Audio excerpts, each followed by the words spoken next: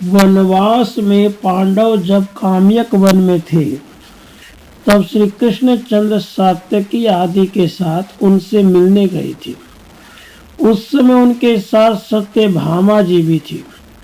एक दिन श्री कृष्ण चंद्र की प्रियतमा उन सत्यभामा जी ने एकांत में द्रौपदी जी से पूछा, पांचाली, तुम लोकपालों के समान तेजस्वी और वीर अपने पतियों को कैसे संतुष्ट रखती हो? तुम्हारे पति तुम पर कभी क्रोध नहीं करते, वे सदा तुम्हारे वश में रहते हैं, तुम्हारा मुख देखा करते हैं। इसका क्या कारण है? तुमने इसके लिए कोई व्रत, जप या तप किया है, अथवा किसी मंत्र, दवा, अंजन या जड़ी का प्रयोग किया है? मुझे भी ऐसा कोई उपाय बतलाओ जिससे मेरे स्वामी श्री द्वारकेश मेरे वश में रहे।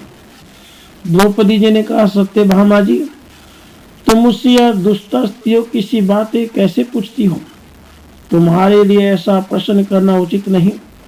देखो, जब पति को पता लगता है कि स्त्री उसे वश में करने के लिए मंत्र, तंत्र आदि का प्रयोग करवाती है, तो वह उससे उसी प्रकार घबराता है जैसे लोग घर में रहने वाले सर्प से डरते हैं। वह पुरुष सदा चिंतित रहने लगता है। बहन, मंत्र तंत्र से पुरुष कभी स्त्री के वश में नहीं हो सकता। इससे उल्टे बुराई उत्पन्न होती है। वशीकरण के लोभ में पड़कर स्त्रियां अपने पति को अज्ञानवश ऐसी वस्तुएं खिला देती हैं जिससे उनकी मृत्यु हो जाती है। वे असाध्य रोगों के शिकार हो जाते हैं। भोजन या लेप में वे ऐसी वस्तुएं मिला देती हैं जिनसे उनके पति जलोदर, कोढ़, नपुंसकता, पागलपन आदि भयंकर रोगों से पीड़ित हो जाते हैं अथवा अंधे या बहिर हो जाते हैं।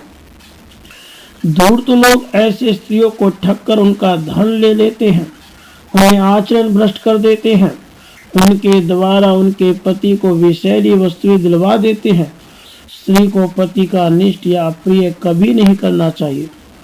द्रौपदी जी ने आगे बताया, सत्यभामा जी, महात्मा पांडव मेरे जिन कामों से मुझ पर प्रसन्न है, वे तुम्हें बतलाती हूँ। मैं अहंकार, काम, वासना, क्रोध, दुष्ट भावों से दूर रहकर सदा पांडवों तथा उनकी अन्य पत्नियों की सेवा करती हूँ, कभी गर्व नहीं करती।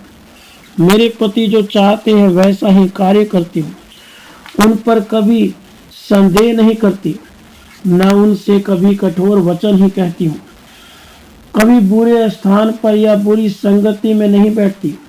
ऐसे